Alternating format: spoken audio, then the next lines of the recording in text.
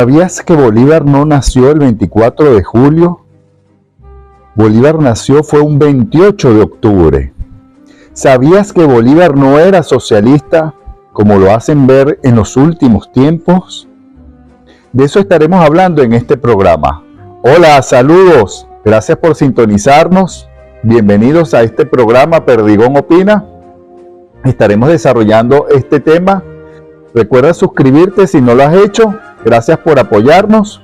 Simón Bolívar no era socialista. En los últimos 25 años se ha tratado de tergiversar y de presentar a un Bolívar diferente. Igual en gobiernos anteriores también se utilizó la figura de Bolívar. Se ha hablado del resurgimiento de los bolivarianos, sobre todo este gobierno tergiversando incluso de lo que significaba Bolívar en su momento. Y algunos hoy en día se confunden y pueden pensar que Bolívar fue socialista. Eso no lo fue. E incluso cuando Marx presenta, el marxismo presenta el manifiesto comunista conjuntamente con Engels, eso fue en 1848. Y recordemos que Bolívar murió el 17 de diciembre de 1830. 18 años después es que presenta el manifiesto comunista. Incluso le había hecho una serie de críticas a Bolívar, pero en 1858 estamos hablando de 28 años después de la muerte de Bolívar, le hace una crítica a Bolívar. Incluso los sectores de izquierda en América Latina han tratado de decir que Marx estaba mal informado sobre Bolívar, porque Bolívar ha sido utilizado incluso por la misma izquierda. Pero Bolívar, por todo lo que vamos a ver en este programa, no fue de izquierda. Bolívar representaba la aristocracia. Bolívar era un pensador político. Bolívar era grande en lo político, grande en lo militar, y eso nos lo demostró con sus acciones. Marx, en ese artículo de 1858, describe a Bolívar como cruel, cobarde y manipulador. Incluso señala que es el Napoleón de las retiradas. Lo compara con Napoleón Bonaparte. Esa es una prueba que el creador del marxismo, que va a influir en los gobiernos socialistas y comunistas que vienen muchos años después, nunca tuvo una expresión positiva sobre Bolívar. Bolívar representaba la aristocracia. Bolívar nació rico, nació millonario para la época. Pertenecía a los mantuanos, era de la alta clase social caraqueña, venezolana. Estaba entre las 7 familias más ricas de Venezuela. A los 3 años perdió a su padre, a los 9 años perdió a su madre. Bolívar siempre se crió y gozó de la buena fortuna, de las riquezas, de las haciendas, de la producción de cacao, de caña y de sus derivados. Era una familia que tenía mucho dinero para la época. Y Bolívar se crió como un adinerado que podía viajar a Europa, disfrutaba, donde pasaba vacaciones, donde se formó, donde conoció a su esposa María Teresa del Toro, que luego se la trae a Venezuela y cuando viene ya casado, muere a los 8 meses por fiebre amarilla. Se habla de que pudo haber sido fiebre amarilla o paludismo, y eso afectó mucho a Bolívar, en su carácter, en las tragedias que había vivido. Por ser huérfano a los 3 años, cuando muere su padre, su madre a los 9, decide irse de Caracas, de Venezuela, para Europa. Bolívar, estando en Europa, se encuentra con las ideas de la Ilustración, la Revolución Francesa, se encuentra con Simón Rodríguez, quien logra influir sobre él con esas ideas de la Ilustración, las ideas republicanas, sobre la libertad de Venezuela, ideas revolucionarias.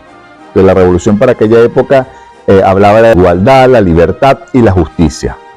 Y en el caso del marxismo y del socialismo, cuando Chávez llega al poder, que nos trata de hablar del socialismo del siglo XXI, y mete y lo mezcla el socialismo del siglo XXI con el pensamiento bolivariano, vamos a ver que esos no son compatibles. En todas las proclamas, en la vida de Bolívar, vamos a observar, tanto en la caída de la Primera República, cuando hace una reflexión con el manifiesto de Cartagena, Luego con el decreto Guerra-Muerte de 1813, el Manifiesto de Cartagena lo hace en 1812, luego en la Carta de Jamaica de 1815 y en el Congreso de Angostura incluso de 1819, nada que tenga que ver con el socialismo. Vamos a observar incluso un Bolívar antes del Congreso de Angostura, antirrepublicano. Por supuesto que muchos gobiernos en nuestra historia después de la muerte de Bolívar, empezando por Guzmán Blanco, van a exaltar la figura de Bolívar y van a utilizar la figura de Bolívar a nivel político y hasta nuestros días incluso. Cuando analizamos el marxismo y el socialismo instaurado por Lenin en 1917, porque una cosa era el Manifiesto Comunista de Marx en 1848 y otra cosa era lo que adaptó Lenin a la revolución rusa, a la revolución que instauró para instalar el Estado soviético. Y en ningún momento en el marxismo vamos a observar que hay acciones violentas o se habla de la revolución. En lo que instala Lenin en 1917, que es lo que llamamos socialismo como tal, ahí se habla del partido único y que todo lo debe controlar el partido único hasta llegar a la dictadura del proletariado, donde se elimina totalmente el capitalismo. Se elimina la propiedad privada y se pasa a la propiedad colectiva. En ningún pasaje de la historia, de los manifiestos, de las cartas de Bolívar, vamos a observar algún planteamiento parecido ni cerca a lo que es el comunismo o el socialismo. Como a nosotros en estos últimos 25 años nos han venido hablando de Bolívar y del socialismo del siglo XXI, nada tiene que ver el pensamiento bolivariano con el socialismo del siglo XXI. Hay un libro muy interesante que quiero que lo lean, que es de Antonio Herrera Valiant, quien habla de Bolívar empresario, del Bolívar que creía en la propiedad privada, porque él tenía sus posesiones, su propiedad privada, entre esos estaban las minas de Aroa, que eran minas de cobre, que todavía están aquí en Aroa, pero ya ellas fueron bastante explotadas, que hoy son un parque nacional, en Aroa, estado Yaracuy, de Bolívar empresario. Como Bolívar siempre estuvo pendiente de sus haciendas, de sus inversiones, de sus posesiones, y hasta el último suspiro estuvo pendiente de sus posesiones y creía en la propiedad privada. Eso lo representaba Bolívar y lo vamos a ver en el transcurso de su vida, desde la niñez hasta su muerte. Igual hay detractores del pensamiento bolivariano, pero son historiadores con base que lo hacen a pesar que con algunos de ellos no estemos de acuerdo. Aquí nosotros para hacer este programa incluso hemos leído algunos libros, entre esos está el de Elías Pino Iturrieta, que habla del Divino Bolívar. Que Elías Pino Iturrieta no esté de acuerdo con el pensamiento bolivariano. En este libro él habla cómo se utilizó, cómo se endiosó la figura de Bolívar a nivel cultural, a nivel político, cómo se ha tergiversado incluso con otros fines en la mayoría de los gobiernos venezolanos, sobre todo en las dictaduras, cómo se ha utilizado. Pero hay una parte incluso cuando habla en las expresiones que da escrita o por programas que hemos escuchado de Elías Pino Iturrieta, cuando él habla que Bolívar es el autor del holocausto de la independencia. Nosotros allí no estamos de acuerdo. No estamos de acuerdo porque fueron los españoles, el Imperio Español, cuando regresa a recuperar el territorio venezolano, vinieron violando los derechos humanos. Fue una reconquista sin derechos para los patriotas, para los americanos que creían en una autonomía para nuestro país. Ahí no miraban si eran niños, si eran mujeres. Poblado que se había identificado con el ejército patriota era arrasado, los quemaban. Eso lo estamos hablando después de la caída de la Primera República, cuando se da la capitulación de Miranda en San Mateo de 1812, donde no respetaron lo que se había planteado, que no se persiguiera a los patriotas. ni se encarcelaran. Monteverde no lo cumplió, no lo cumplió, y eso lo sabía Bolívar, y por eso Bolívar tenía una gran diferencia con Miranda, y Bolívar no es el que le entrega a los españoles a Miranda. Bolívar quería era fusilarlo. También está este libro muy interesante de Manuel Caballero, ¿Por qué no soy bolivariano?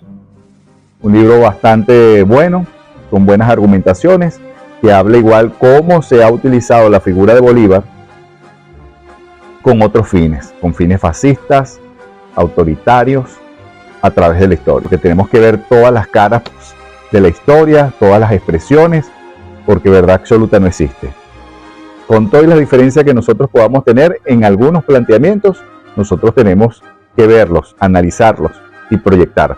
Pero hay algunos que andan criticando a Bolívar que no tienen la verdad en sus manos, hablando que Bolívar era un sanguinario por el decreto de guerra a muerte contra los españoles y canarios. Entonces dicen que Bolívar creó un holocausto, que es un asesino. Eso era una guerra.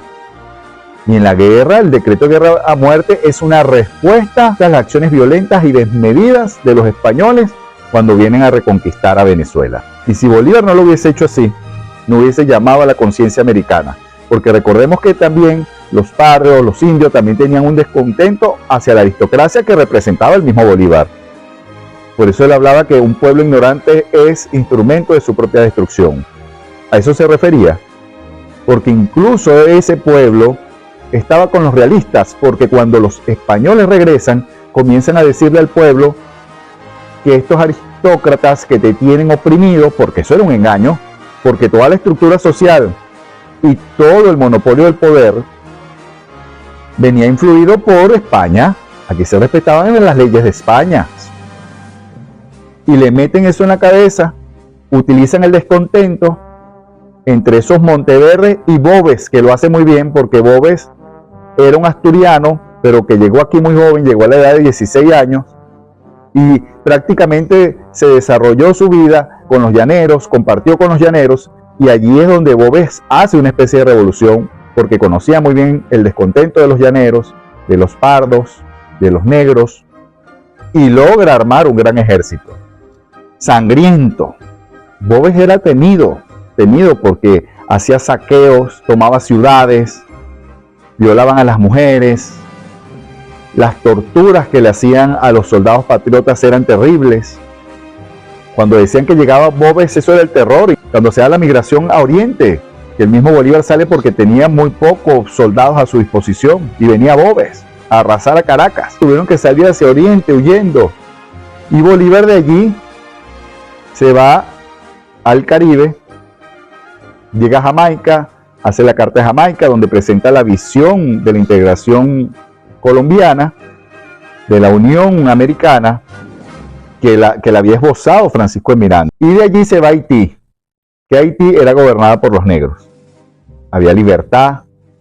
Allí es donde Petión le dice: te voy a colaborar, te voy a ayudar con soldados, con municiones, con barcos, pero tú tienes que darle la libertad a los esclavos.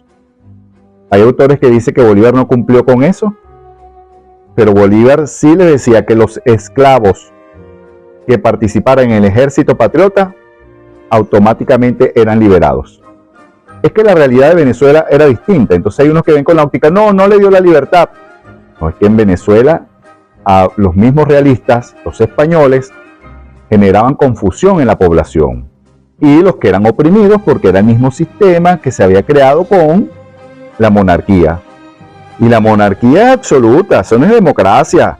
Los españoles venían acá utilizando la violencia para controlar al país, con leyes férreas. Derecho a la defensa: cuando te juzgaban, llegaban y te cortaban la cabeza, guindaban parte de tus cuerpos, como lo hicieron con Gual y España, en distintas partes para que la gente tuviera miedo. Como les había dicho al principio del programa, Simón Bolívar no nació el 24 de julio, nació un 28 de octubre. Aquí los dejo con un video de Germán Fleitas Núñez, quien hace la afirmación. Porque el Libertador juró en Caracas que algún día iría al Cerro de la Plata, de donde España estuvo sacando plata durante 3 siglos y manteniendo el imperio español con plata de Bolivia, él iría a clavar la bandera de la libertad. Y así lo hizo. Inclusive, eso fue el 25 de octubre y él dictó un decreto que decía, prolongo mi estadía en esta villa del Potosí hasta el próximo 28 de octubre para celebrar aquí mi cumpleaños, porque él murió creyendo que había nacido el 28 de octubre, como lo creyó toda la América durante toda la vida del Libertador y toda su familia y todo el mundo. Él había nacido el 28 de octubre, el que cambió la fecha fue el general Gómez, que también había nacido el 24 de julio, pero ese es otro cuento. Como Bolívar, en un decreto que hace en el Potosí, en Bolivia, habla sobre un acontecimiento que ocurrió, sobre unas conspiraciones que había en contra de Bolívar, en el momento que cierra lo que es la campaña emancipadora en todo el territorio, su lucha por la independencia, cuando coloca una bandera en el Potosí. Allí hubo una conspiración en 1925 y cómo Bolívar allí, en lo que expresa este cronista, señala que Bolívar cumplía año era el 28 de octubre y toda la historia, y el mismo Bolívar murió pensando que era el 28 de octubre, hasta que Juan Vicente Gómez cambió la fecha por el 24 de julio. Y Gómez había nacido el 24 de julio y murió el 17 de diciembre, para utilizar la simbología de Bolívar. Recordemos que ya cuando Guzmán Blanco y los gobiernos anteriores ya se venía utilizando la figura de Bolívar, endiosando a Bolívar. Nosotros ratificamos que Bolívar fue el gran hombre de América, el gran general, el gran político. Por eso decimos que es Bolívar el Grande. Nosotros vamos a observar en todo ese proceso de la independencia cómo se dieron tres constituciones, la de 1811, la de 1819, que fue muy importante porque ahí se ve la influencia republicana de Bolívar. La de 1811 la tenía, era de la Junta Patriótica que se había instalado. No respondía a las realidades, que eran muy adversas, que era en plena guerra el inicio de la lucha por la independencia. Era una constitución más idealista, pero era republicana. Vamos a ver que en todas esas áreas importantes donde participó Bolívar, la Carta de Jamaica, de 1815, el Manifiesto de Cartagena, el Decreto de Guerra-Muerte, nada tenía que ver con lo republicano, con la división de los poderes, las leyes, la Constitución, porque era una situación de guerra. Era la guerra entre los españoles y los mantuanos. Era la guerra entre los americanos, porque Bolívar no solamente involucró a los venezolanos, sino que también a los neogranadinos, que conocemos hoy como Colombia. El Congreso de Angostura de 1819, que va a durar hasta el 1821, que da la Constitución, se va a crear la Gran Colombia, con los departamentos de Venezuela, Cundinamarca y Quito. Allí va a estar plasmada la Constitución de Angostura, la Constitución de la Nueva República. Hay muchas críticas porque Bolívar no lo consultó ni con Venezuela ni con Quito, que ni siquiera Quito aún estaba liberado. Él la incluye sin haberla liberado. Claro, Bolívar era visionario, Bolívar lo tenía en el pensamiento, lo visualizaba y tampoco lo había consultado con la misma Colombia, pero ya él se adelantaba a su visión de la Gran Colombia, la integración, y que ya lo había manifestado en la misma Carta de Jamaica. Y lo comienza a concretar con el Congreso de Angostura. Allí vamos a ver a Bolívar que habla de la importancia de la educación, el Bolívar republicano que dice que un hombre no puede estar mucho tiempo en el poder. Va a crear una contradicción con la creación de la Constitución de Bolivia más adelante, cuando ya comienzan los finales de la historia de Bolívar, donde habla de la presidencia vitalicia y que es una contradicción con lo que expresó en 1819. Por supuesto que dadas las circunstancias, las condiciones físicas, ya era un Bolívar más poderoso. Recordemos que Bolívar, después de la batalla de Ayacucho de 1819, pasa a la grandeza, a la gloria, porque había logrado derrotar en esa batalla tan importante de Ayacucho al Imperio Español, al ejército realista. Y allí Bolívar llega a Santa Fe, a Bogotá, lo que conocemos hoy como Bogotá. Y allí se instala. Y allí comienza Bolívar su grandeza, su sueño, a desarrollar su sueño de la Gran Colombia. Y luego viene a terminar de liberar a Venezuela. Recordemos que se da la batalla de Carabobo, que fue determinante. Esa fue en 1821. Y la otra batalla, pero la batalla de Carabobo, cuando se da, Venezuela ya pertenece a la Gran Colombia. Es el ejército colombiano, el ejército libertador, el ejército de la Gran Colombia, quien logra que esa batalla se realice y logren vencer a los realistas.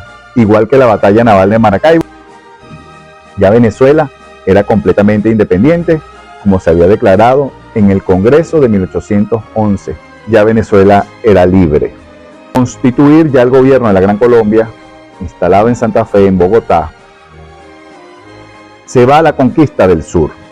Y en la conquista del sur se va a encontrar incluso con una población que nunca se entregaba, que estaba a favor de los realistas, que es conocida como Pasto.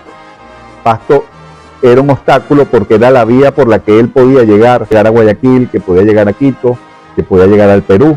Él logra que su ejército llegue primero que San Martín.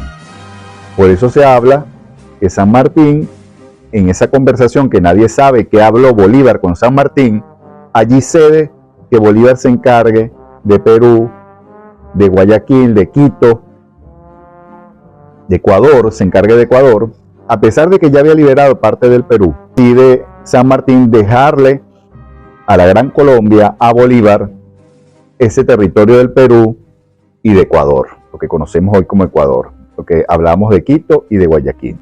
Quien es determinante y quien logra todo eso por órdenes de Bolívar, la conquista del sur la logra es Sucre, un mariscal de mucha confianza de Bolívar, un gran mariscal. El mariscal Sucre logra la conquista del sur, de todo lo que conocemos como Ecuador, Perú, Bolivia, y Bolívar entra triunfal como el presidente de la Gran Colombia. Siempre tuvo resistencia de la oligarquía peruana, más renuente, incluso de la misma venezolana, la misma oligarquía neogranadina. Bolívar siempre va a tener detractores, tanto en Venezuela como en Bogotá, en Nueva Granada, Colombia, en la Gran Colombia, en el mismo Ecuador, en el mismo Perú, que era la oligarquía incluso que más lo rechazaba, la peruana. Sobre todo porque Bolívar los pasa a formar parte de una visión que era una realidad, que eran más fuertes ante el Imperio Español, todos estos países unidos, pero tenían muchas diferencias, muchos intereses, eran semejantes porque eran parte de la colonia española, pero su aristocracia, su oligarquía criolla era muy distinta en cada país. Incluso la aristocracia venezolana no estaba de acuerdo con el tema de la Gran Colombia. Por eso se da la cociata con Páez, luego se da la disolución de la Gran Colombia, incluso se reparten las deudas en función de cada una. Con la Constitución de 1926 comienza la decadencia de Bolívar.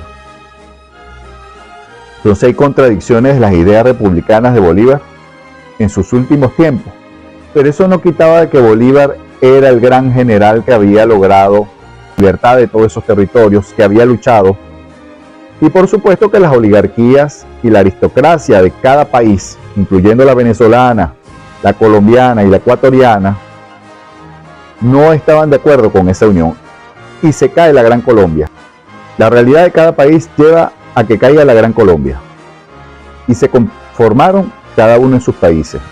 Bolívar en un momento se declaró dictador de la Gran Colombia, pero luego en la convención de Ocaña, que él pensaba que iba a resultar electo como presidente, no quedó electo como presidente. Y Bolívar se va derrotado de Bogotá hacia Cartagena. Él pensaba irse a Venezuela incluso, pero Venezuela no lo dejaba entrar, porque para la oligarquía, la aristocracia, para Páez, los que representaban el nuevo poder, veían que Bolívar era muy peligroso si entraba a Venezuela. Bolívar tenía una grandeza, una conexión muy especial. Bolívar era el hombre más importante de América para su época. Imagínense eso, el temor que tenían las mismas oligarquías hacia Bolívar. Pero ya Bolívar estaba enfermo y Bolívar muere en su trayecto porque él pensaba ir a Europa, a Londres. Incluso su sueño, que es uno de los temas que estamos tratando acá, su sueño era vender las minas de Aroa. Él había logrado alquilarla a través de su hermana María Antonia a una empresa minera inglesa, quien estaba explotando las minas y le pagaba unos alquileres a Bolívar. Y con eso Bolívar resolvía muchos de sus problemas, ayudaba a sus amigos, a su familia. Eso que dicen que Bolívar murió pobre, eso es mentira. Bolívar hasta el último momento fue rico, fue empresario. A los términos de hoy, pudiéramos decir que Bolívar fue empresario. Bolívar tenía alquiladas las minas de Aroas desde 1824. Incluso en 1826 Bolívar le había encomendado a unos amigos de él en Londres, entre ellos está Andrés Bello, que le ayudaran a buscar un comprador para las minas de Aroa. Él soñaba con venderla e irse en su retiro a Londres, que era la capital financiera del mundo para el momento, que era la capital de la revolución industrial. Bolívar quería ir y estar donde estaba el propio desarrollo capitalista, donde estaba la revolución industrial. Allí era donde Bolívar quería pasar sus últimos tiempos y sus últimos momentos y llevar el dinero de la venta de las minas de Aroa para Londres. Ese era su retiro. Él creía en la propiedad privada. Él no soñaba con agarrar los dineros públicos, porque él muy bien pudo haber utilizado la corrupción, pudo haber tomado dineros públicos y no lo hizo. Bolívar contaba con su patrimonio. Nunca pensó en aprovecharse de los dineros públicos. Y hasta el último suspiro de su vida, hasta el último momento de su vida, estuvo siempre pendiente de la venta de las minas de Aroa, que no logró ver. Siempre soñaba con eso. Cuando ya venía derrotado políticamente porque había perdido el poder en la convención de Ocaña y venía vía Santa Marta porque estaba muy mal, ya estaba grave Bolívar. Aún en esa gravedad, él estaba pendiente de las minas de Aroa, porque él contaba que con ese dinero él se iba a retirar a Londres. Bolívar muere el 17 de diciembre de 1830 y su hermana María Antonia logra vender las minas de Aroa es en 1832. Se habla que logra vender por 38.000 libras las minas de Aroa. A los herederos, a la hermana María Antonia, fue la que le tocó esa fortuna. Esto ratifica que ese concepto de que Bolívar murió pobre no fue tal. Bolívar creía en el progreso, en la prosperidad, pero en Venezuela no estaban dadas las condiciones para hablar de que había revolución industrial en Venezuela, no. Aquí lo que había era un feudalismo. Aquí lo que habían era siembras de cañas, de cacao, de café. Era la Venezuela agrícola, que estaba muy lejos de la revolución industrial que estaba ocurriendo en Londres, en Inglaterra, en Europa. Todavía era una Venezuela en el atraso. Y más con la guerra de la independencia, que fue muy sangrienta, que no es como dicen muchos por allí que Bolívar era un sanguinario. Bolívar tuvo que defenderse, Bolívar tuvo que luchar con un ejército y enfrentar a Monteverde, a Boves y a todos los realistas. Cuando vienen a la Reconquista después de la Primera República, vinieron de forma feroz. Acaban con los pueblos, mataban niños, mujeres, violaban, asesinaban. Igualmente lo hacía Boves, que era parte de ese ejército realista. Y las contradicciones que hay porque Boves quiso ser parte del ejército patriota, pero no lo aceptaron, porque también a los inicios allí había una gran aristocracia y menospreciaron a Boves. Y casi no se logra la independencia, porque si Boves no muere a raíz de la batalla de Urica, posiblemente no se logra la independencia. Con la muerte de Boves fue clave y determinante para que los realistas perdieran fuerza. Y es con el llamado pacificador Pablo Morillo, es con el que Bolívar logra un armisticio. Es allí donde se hace una guerra más convencional, es que se hace menos sanguinaria la guerra. Con la muerte de Boves cambia el escenario de la guerra. Ya Bolívar tenía más fuerza, era el presidente de la Gran Colombia, había más formación, había más recursos, y allí demostró su capacidad de estadista. Pero Bolívar, cuando se va a la conquista del sur, es que Bolívar ya estaba muy acostumbrado a andar en las guerras, donde los realistas quedaran con algún pueblo y él hablaba que había que sacarlos porque los veía peligrosos. Y Bolívar tenía razón, que mientras estuviera algún territorio dominado por España, De allí iba a venir la conspiración, de allí iban a retomar las luchas. Logró cumplir su juramento que sacó a España de todos estos territorios americanos. Él y el general San Martín, quien tiene sus méritos. Incluso Bolívar, porque por allí hay algunos que hablan en algunos programas que dicen que Bolívar fue a Nueva Granada porque él estaba interesado en utilizar su ejército. No, gracias a que Bolívar inventa, igual Bolívar, Santander y todos que se consideraban americanos y entendieron que unidos era que se lograba vencer al Imperio Español, pero quien crea la estrategia es Bolívar. En la praxis, cuando decide llegarle a los españoles, a los realistas, por sorpresa, haciendo la travesía de los Andes a través de Pisba, es considerada como una hazaña. Era terrible el frío y las condiciones en que iba el ejército libertador eran unas condiciones paupérrimas. Era un ejército diezmado, llaneros que iban sin zapatos, sin botas, gente que no llevaba los abrigos, porque allí las temperaturas eran de 5 grados en el día y de menos 5 grados, y aguantar eso no era fácil. Y una de las características del ejército libertador es que era acompañado por las mujeres patriotas, por las madres, por las amantes, por las hijas de esos soldados.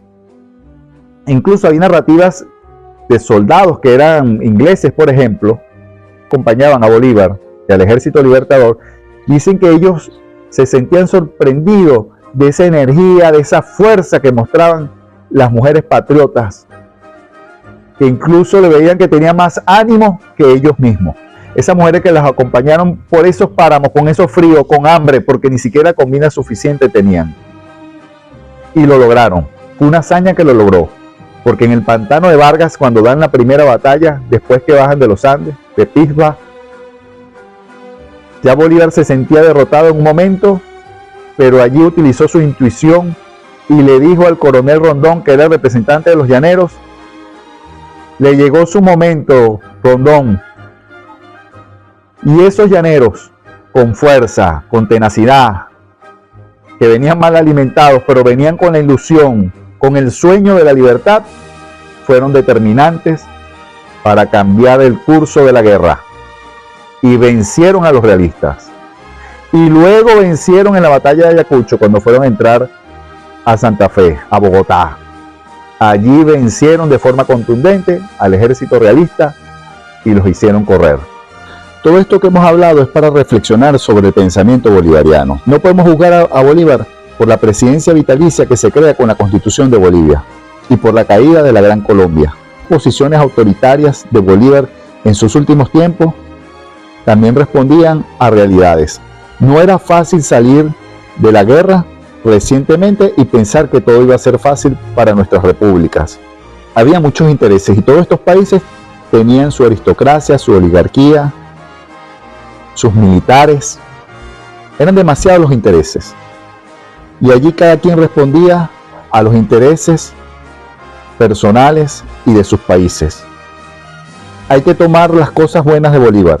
Entre esas, su discurso del Congreso de Angostura, sus proclamas, sus cartas. A ese Bolívar republicano que llegamos a ver en el Congreso de Angostura de 1819, allí tenemos que tomar las lecciones, adaptarlas a nuestros tiempos. También podemos concluir que si vemos a Bolívar con distintas visiones y analizamos todos sus documentos, todas sus acciones, la Constitución de 1819, la Constitución de Cúcuta, incluso la de 1811, donde él no tuvo influencia, porque él tuvo influencia principalmente en la de Angostura, y en la de Cúcuta de 1821, allí no vamos a observar ningún indicio ni de sus acciones, un indicio que se acerque a lo que es el socialismo del siglo XXI. Allí no vamos a ver nada parecido al socialismo, lo que nos permite concluir que cuando se habla de Bolívar en el socialismo del siglo XXI, no es más que una bandera política que tergiversa el verdadero pensamiento de nuestro libertador, la verdadera historia, porque incluso en la Constitución de 1999 se le cambia el nombre a Venezuela. Incluso se le coloca el nombre de la República Bolivariana de Venezuela. Aquí, para hacerle memoria a Bolívar, Venezuela no puede seguir en las condiciones que está, en la crisis estructural en que se encuentra. Si Bolívar estuviera vivo, Bolívar no estuviera de acuerdo con las expropiaciones. Estuviera de acuerdo con que se preservara el derecho a la propiedad privada y que se haga valer constitucionalmente el derecho a la propiedad privada, a las inversiones, al progreso. No estaría de acuerdo con una educación en el suelo, con el trato que tienen los educadores. Eso no está en el pensamiento bolivariano. Si revisamos las condiciones de la crisis estructural que ha vivido Venezuela durante estos 25 años, el trato que se le ha dado a la educación, al sistema de salud, allí no está el pensamiento bolivariano. En medio de esta gran crisis que vivimos en Venezuela, debemos tomar las cosas buenas de la vida de Bolívar, de nuestra historia, y entender que es fundamental la educación, como lo dijo Bolívar en 1819. Quien veía que había mucha ignorancia y por supuesto no había un sistema educativo para el pueblo, para los pardos, para los indios, para los negros. Quienes tenían el conocimiento eran los ricos, los aristócratas, que incluso los mandaban a estudiar fuera del país o con profesores particulares. Eran los que tenían la educación, el conocimiento. Y Bolívar se dio cuenta que ese mismo pueblo necesitaba un sistema educativo, porque era un pueblo que en algún momento no entendió, porque también era oprimido y también sufría. Claro, lo engañaron diciéndole que era culpa de los mantuanos. No, los mantuanos, los blancos criollos y las mismas castas sociales que representaban los negros, los indios y los pardos, era producto y lo había generado, era la monarquía española. Hay muchos que hablan que luego vino el caudillismo, los militares, caudillos que se creían dueños de Venezuela por el proceso de independencia. Incluso Bolívar lo había planteado, porque aquí incluso cuando se pierde la Segunda República era por lo mismo, y la Primera República él habla y hace la crítica al federalismo, porque cada quien quería hacer lo que les pareciera, cada quien quería hacer, y era una Venezuela que se estaba formando, el Estado venezolano se estaba formando, se estaba comenzando a formar la identidad de venezolano, la identidad americana. Eso se lo debemos a Bolívar como tal, y el pueblo comenzó a adquirir más conciencia, incluso con las críticas que hay con el decreto de guerra-muerte. Allí es donde se establece una mayor conciencia y se comienza a diferenciar lo que es España, lo que es Venezuela, lo que es América. Todas estas reflexiones es para que busquemos una aproximación a la verdad. Verdad absoluta no existe. Gracias por sintonizarnos. Hemos llegado al final de este programa. Agradecido por tu apoyo. Recuerda darle like. Si no te has suscrito, suscríbete. Nos vemos el próximo domingo. Que tengas un feliz día. Gracias por apoyarnos y ayudarnos en este canal Perdigón Opina.